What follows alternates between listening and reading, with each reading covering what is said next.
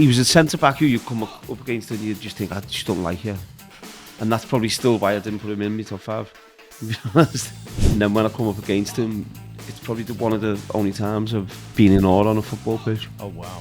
He played Argentina in a game and he was horrible. What people don't see is in the first half, I'm trying to get Ronaldo booked for Darwin. Wayne, you said on Sunday night that you thought your comments about Manchester United were going to get a few people talking. I think a lot of Manchester United fans have almost appreciated your comments, that you're kind of one of them. There's been a lot of pickup, hasn't there? I think what the fans could see that it was genuine. It's a genuine worry. I think that's the main thing. And yeah, as I said then, it's always a very difficult subject to talk about. And I just felt that I had to really, and even after you reflect on what you've said, and should you have said it so strongly, but that's the way I felt about it and I feel about it. And yeah, as I said then, it's a genuine concern. Do you know what it was? I think where people saw Wayne speak from the heart, I think a lot of Man United fans really appreciated that a legend was, feeling exactly like them.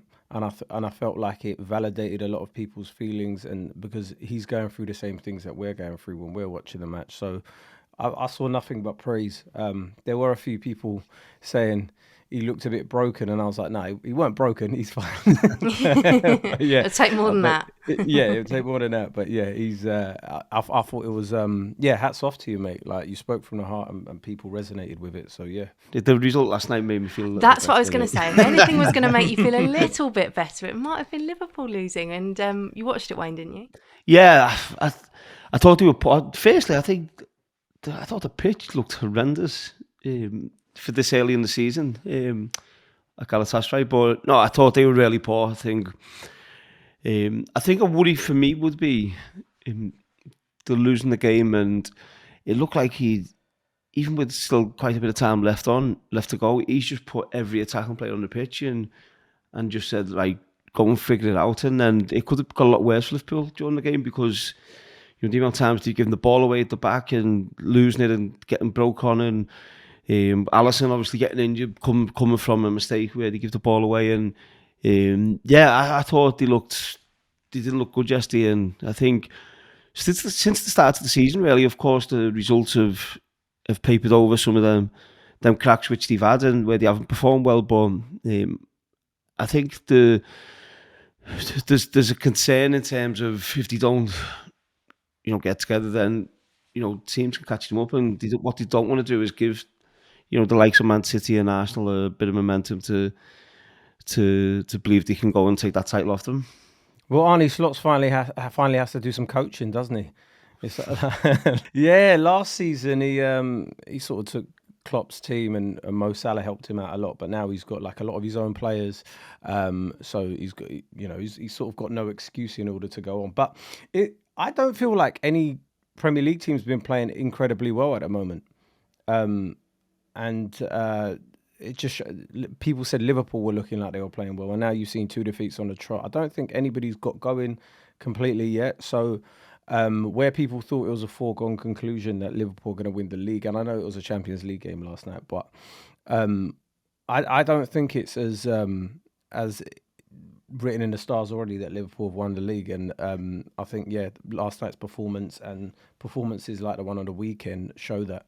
I think when you win the league, you like Arne Slot did last season with Liverpool, then sometimes some of the decisions you make get overlooked. And I think his decision to play a midfield player at right back and a right back at right wing, I think was, like, for instance, if that was Amaron at Manchester United, he'd get absolutely slaughtered. For making that decision. So I think, and that shows the difference in the Champions League. Sobs like played there in the league and done well. He going to the Champions League and he got found out. And so I think that was a big decision which was backfired.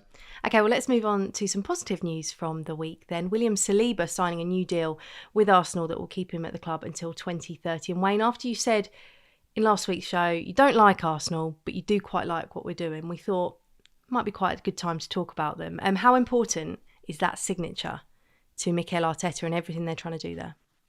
Yeah, no, listen, Saliba's a fantastic player, and I'm sure for his teammates, for the fans, for Arteta, then to get his signature and get him to sign a new contract, I think is huge, and that helps with, you know, maybe other players following suit, and players obviously coming in January and next summer. When you know you've got stability and your better players are signing new deals, then that certainly helps everyone out. So yeah, I think for Arsenal it's a massive signing. It's not a bad centre-back pair in that, is it? Okay, him and Gabriel, there's a reason that was the best defence in the Premier League last year. No, of course. I mean, I think sometimes when one's not playing as well, the other one sort of ups their game with the both of them. And obviously both of them sort of, well, Gabriel especially, a threat in the other box as well when you need him to be. And yeah, it's a fantastic pair. And I'm very jealous when I see them two at it back for No, us. I think they complement each other really well, and when you see Arsenal when they're struggling in a game late on, if they're winning the game 1-0, you know, you think, oh, maybe they'll concede a goal. You could see them two leading, you can see them talking and pulling people into position and getting players in front of them to protect them, and I think that's what you need. You need talkers as your centre backs and leaders, and I think them two certainly are. And arguably the best centre-back pair in the league. Would you fancy the battle against them too?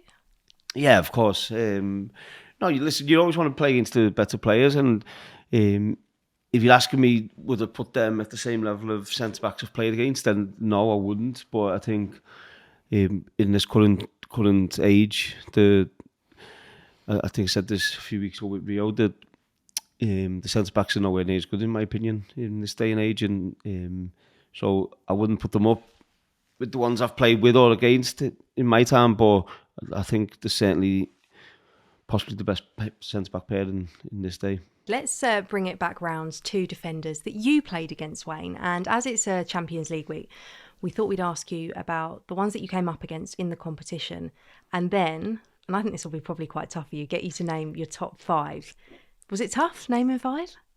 Yeah, there's so many, great defenders you play against. So to name 5 out of them defenders, it was difficult to really think of, or even put them in order of which one you put number 1, which one you put number 5. So yeah, it was tough. But yeah, I've never seen Wayne so deep in thought as when I logged on and I saw him thinking about it. So I had to think, and then I've finally got the 5 in position and order. Yeah, and the scary thing is myself and Kay have tried to come up with 5 as well. And I think it's a lot easier when you've played against them. Just quickly though, how different was it playing against defenders in the Champions League compared to domestic football? Did you notice different styles when you're playing like Spanish teams, Italian teams? Yeah, absolutely. They were nasty, but clever in the same way, and the amount of times, especially with no VAR as well, the amount of times, there's the ball's up to the end, and then you've just got to stood right down your heel and they stand on your toes, or they're pinching you, and so many little things which went on. So yeah, it was. You could see a big difference. Who was the sneakiest? Remember Ayala? Yes. We played Argentina in a game, and he was horrible. he was horrible, honestly, and it was difficult. We played Argentina in Switzerland, and yeah, I was 18 and 19, and so that was a real eye opener for me of what to expect from some of these South American defenders. Anyway, in particular, that was always a big challenge. When you've made this list, have you gone?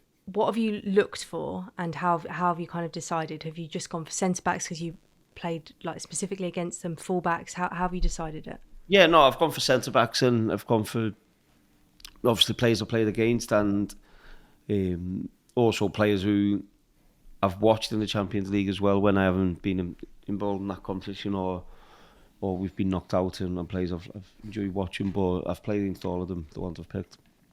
Okay, let's go straight into it. I've got 100 questions, but let's go into the players because I think that will cause even more questions. Who comes in? It feels brutal saying bottom at number 5 because being in the top 5 isn't bad. But who's 5th? So in my fifth is Nesta. Okay. Nesta, I think we played against them in 2005. Yeah, I think it was in the Champions League, and then after that again. But he was very clever. He always looked in control of what he was doing, and again could be nasty as well. And remember when we come up against him, it was him and Maldini, who I probably will speak about in a minute. But I remember we played them at Old Trafford in the first leg, AC Milan. And after 10 minutes, I could hear Nesta breathing behind me, and he was breathing heavy. And I'm thinking, yeah, I've got him. He's not getting through 90 minutes, and he did. He stayed, managed to get through it. I scored last minute actually to win 3-2. But then the main reason why I've picked him is when we played them in the second leg. It was a completely different player, different feel. There was no heavy breathing, no panting from him. He was in control, and we lost the game 3-0. And that was a game which I felt we made progress as a team, because we had young players and we were trying to challenge again for Premier League and Champions League. But that was like, oh, okay, now we're in the big time. And the team they had ahead of that, Seedorf, Pirlo, Shevchenko, Kaka, Cafu was a fullback. It was an incredible team, and it was a real lesson for us that night. Yeah. Who's your fifth one then? Okay, go for yours. Do you know what? I went for Thiago Silva. I think Thiago Silva, I think the longevity that he's had as well in the game is something that people underestimate. But also I think for so many years, because he was away in Paris, I don't think people understood how good he really was. And then when he came to Chelsea, people were like, oh, actually, he's top class. But yeah, I've gone for Thiago Silva. I did have Nesta in there as well somewhere, but he wasn't number 5. Why didn't you pick, and just spoiler, Thiago Silva isn't in your top 5, is he, Wayne? But was he someone that came into consideration? No, not for me. I think I've played against him a few times and normally done quite well every time I've played. And I think the way I played didn't suit the way he defended. Yeah. If I'm being honest, and I've watched him obviously many times, and I think he's a fantastic player. But just when I've played against him, I haven't found the games that difficult to play against him. So maybe he was a player who I should have playing against, or he didn't like playing against me. But that's the reason I didn't put him in man. I just need to make it clear, by the way, I have got no Man United players in my top 5 just because I wanted to give myself a challenge. Otherwise, I'd have just put Jaap Stam, Rio Ferdinand in the Man United. Okay, I quite like that. My fifth one, I really struggled. I did 5, and I really struggled to put them in top 5 because there is so many good ones. I also joined this call with 6, so sorry to miss the number 6. You've gone. Are there any Watford players in it? I'm a big fan of Danny Shittu. I'm joking. That's the thing. This was way easier. When I got told we had to do it as well, I was like, obviously I watched the Champions League, but you two, like, Wayne's played in it. Okay, you support a Champions League team. Watford playing the Championship. Like, yeah. So I've gone for Carlos Puyol. I can never say his name very well, at Barcelona, just because I think in that era, I think he won it 3 times in total, but in that era when football was changing, he was still so solid. And I just loved that he was no nonsense in that era when there was a lot more kind of like intricate passing and stuff. And I just thought he looked pretty nasty to play against as well. Yeah, he was, to be fair. And we played against him a few weeks ago, obviously in that game. Did he play in that game? Yeah. And I gave me and him a little tussle, and I've barging him onto the floor, and he weren't happy. And he was a tough defender, and I think for what he didn't have in some areas, I think he made up for with his heart and his desire and fight and leadership. So I think he was a fantastic player. I think I've been spending too much time in your company, Wayne, because when I picked this 5, that was kind of what I looked at, and that's why I just liked him. I just thought in that era, it was kind of, football was changing, wasn't it? And he still kept himself. Yeah, he still looks the same as well. The same. Does he? Yeah, still exactly the same. Who won that battle then? You, if you pushed him to the floor. Yeah, well, he didn't. It was a sneaky one, and then I should have scored. Actually, the referee didn't give a foul. And I had a free header then, but I missed the header. Okay, then on to number 4, Wayne. Number 4, I went for Carvalho. I think he's such a good player. Complements John Terry really well. They were very difficult to play against, the two of them. Experienced leader. Obviously clever in the way he got me sent off as well in the World Cup. But no, I think he could pass the ball, he could organise, he could head the ball, tackle. So he was always a tough player to play against. So that's why I've put him at number 4. I actually wish he's not in my list at all, but actually I think sometimes he's maybe overlooked. Do you think because of John Terry, Wayne? Maybe, yeah. I think when you have it's a bit like Konate with Van Dijk, if you like. I think Konate's a fantastic player, but sometimes that gets overlooked because of how good Van Dijk is, and maybe not as much as that. But I think Carvalho was a massive part in the success which Chelsea had, and he was nasty as well. He'd leave his foot in, and again, and I think there's a theme with most of the players who I've picked on this. Is they're all quite clever and understand the game and know all the little tricks in the game. So he was one of my toughest to play against for sure. Do you want to get into the 2006 red card? Because you came out after, didn't you? And said you were gobsmacked, you were sent off, and you talk about him being clever there. That was kind of the epitome. Yeah, of it, no, wasn't it? listen, and of course I did catch him, but it was. I still to this day I have no idea whether I've meant to do it or not. If I'm being honest. Really? Yeah, I've still no idea. It never come in my head saying, "Oh, I'm going to stamp on him," maybe it's something which I just try and blank out really. But yeah, it was a foul. It should have been a foul to me, and the referee allowed it to go on. And then when you watch it, when I look at it, it looks like I've stamped on him. So I understand the red card, and but yeah, that was then Portugal lads being very clever and knowing if I was going to give England a big chance of winning the game, and they've used a few little dark arts to try and get me out of there. Was it like a build-up throughout, Wayne? Was it, because we obviously saw that, but was there stuff being said? Were they kind of chipping away at you before then?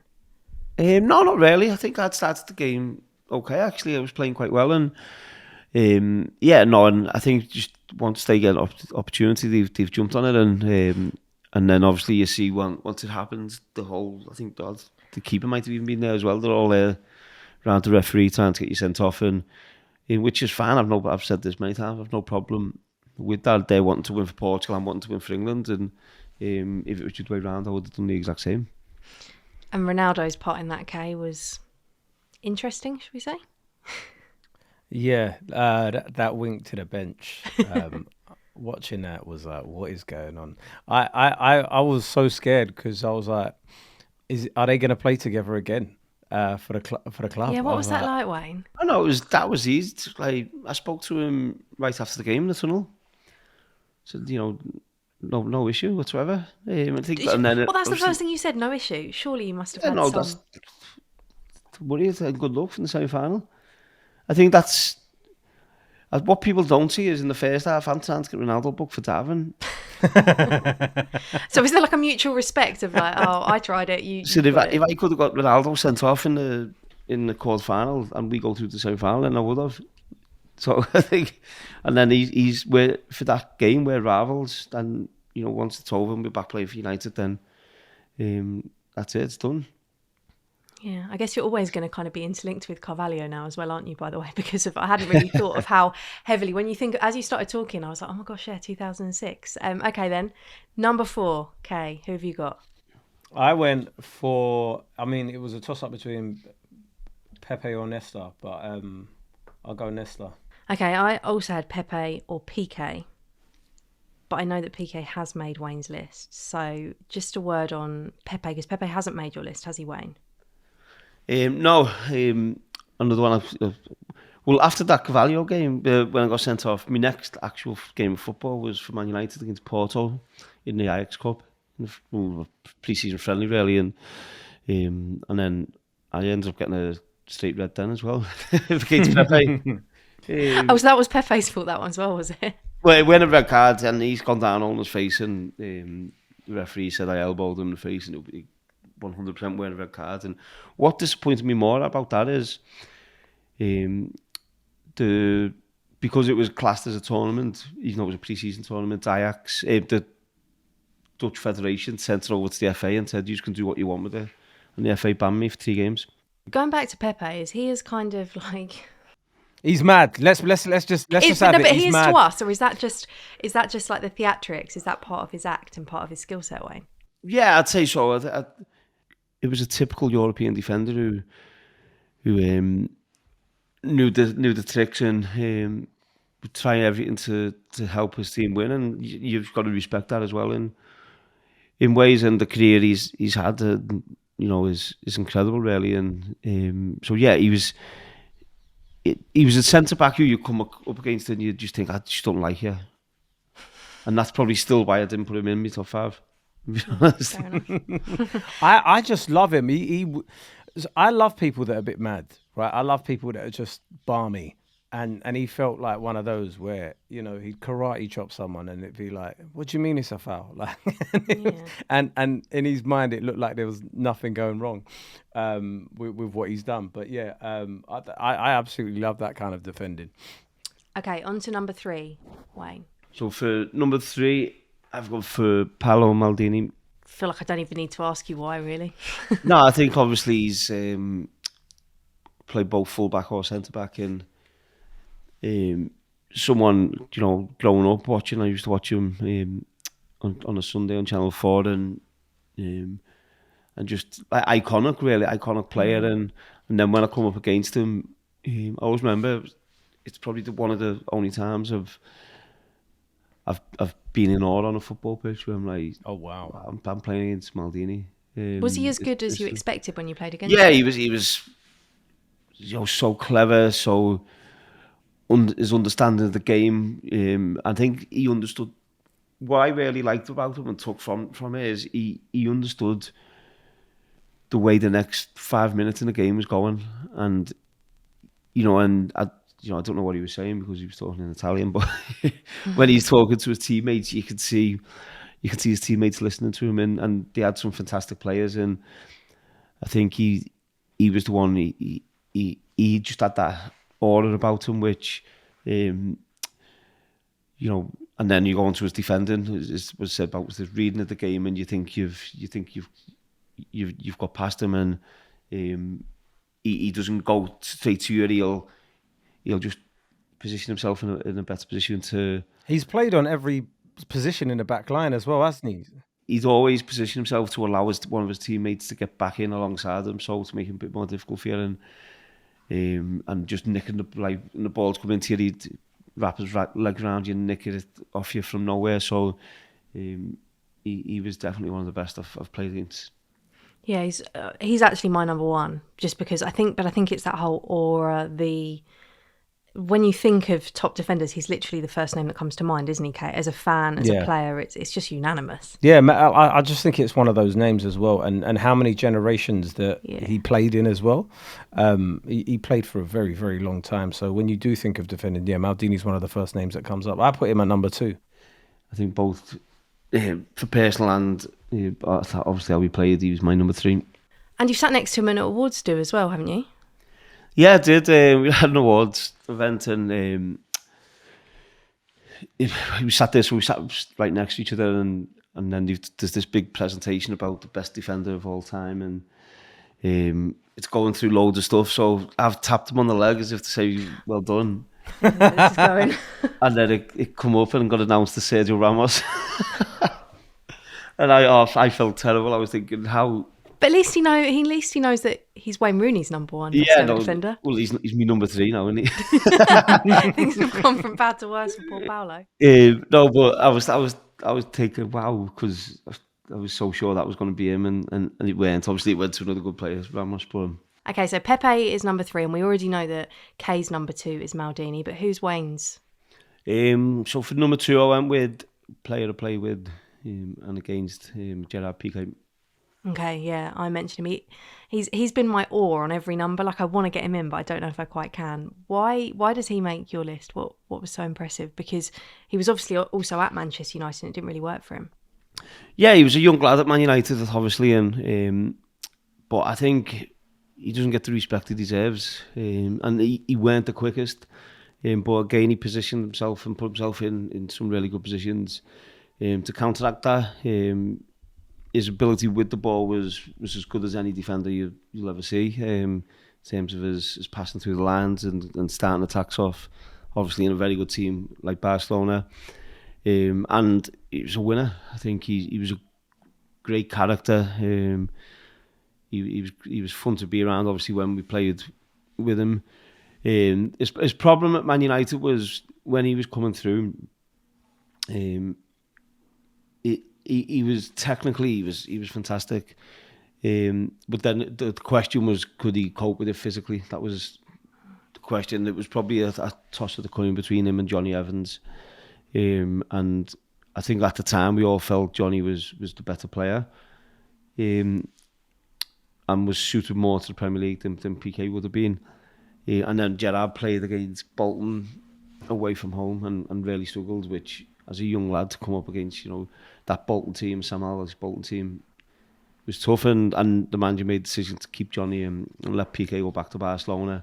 And then from there, I don't think any of us could have imagined the career he'd go on to have.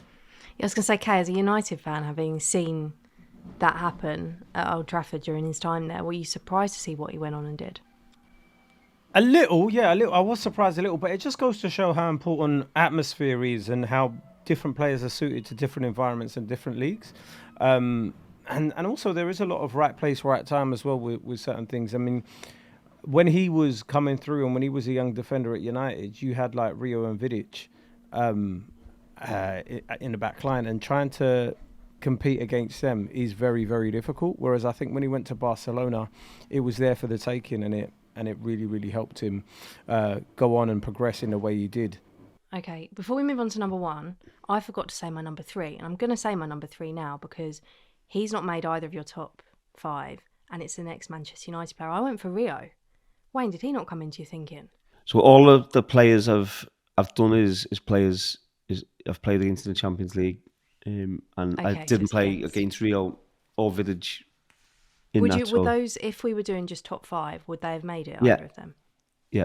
Which one of the two? Both. Oh, really? Okay. Yeah. All right, fair enough. Yeah, Rio for me is just like, I think he's one of the best defenders of all time, just in general, just period. The time he was playing as well, Wayne, and the way football was changing, and his classiness on the ball as well, I think. Yeah, no, he was incredible, I think, because again, something which I keep saying is reading the game, and I think when we spoke about the Arsenal two centre-backs before, and and Van Dijk and Konate, I think the partnership which Rio and Vidic had gone was incredible, and I don't think you could see a partnership where each defender complements the other defender in such a good way. And Vida was, your rock who put his head into everything, and he come off the amount of times he broke his nose and headbutting the back and forwards heads and stuff. He was your hard man back there, and Rio was the one with a little bit of class, bit more class in how he played the game, and defensively he was quick. He could hold up a high line. He could defend deep and organised. I think that was his biggest strength. I think how he organised his team and his back line and constantly talking throughout the game. I think that was his biggest strength, which I don't think people really talk about that as much as they should really.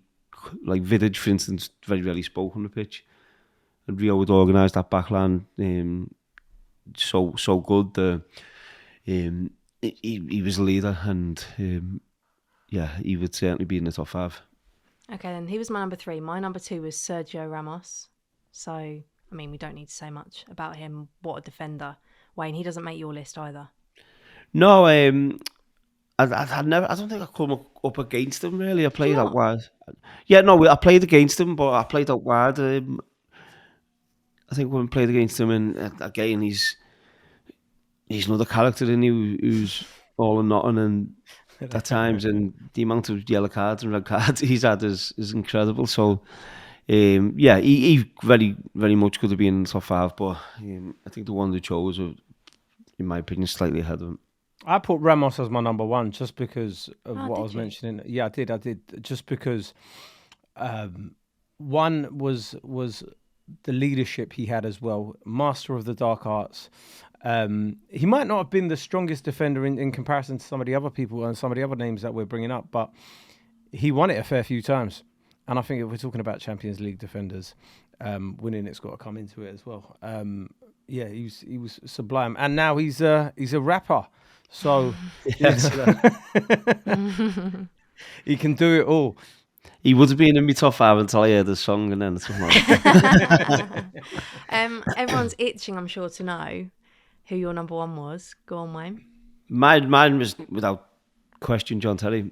And people might say, oh, he's a bit biased because he's going for English centre-back, which he was just horrible to play against. And before every game, I'd go into it thinking, right, I'll run him.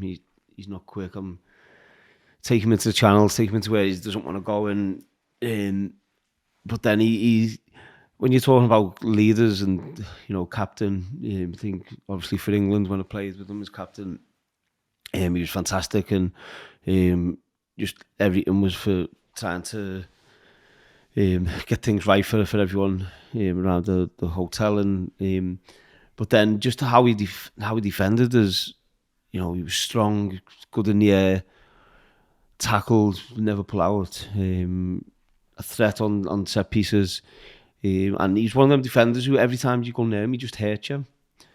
Like, he doesn't mean to, but he leaves something on you all the time, and you're coming off the pitch hurting. And we had some really good battles, but and again, I don't think people give him the credit he deserves. He was incredible on the ball, both feet, with the ball at his feet. So yeah, he was without doubt he was my number 1. Okay, he doesn't make either of our top 5s, but maybe that's your United bias. And I just didn't want to put too many English players in, and for me, Rio, with that partnership with Vidic, just went in above him. But yeah, he's one of the best English defenders of all time, isn't he?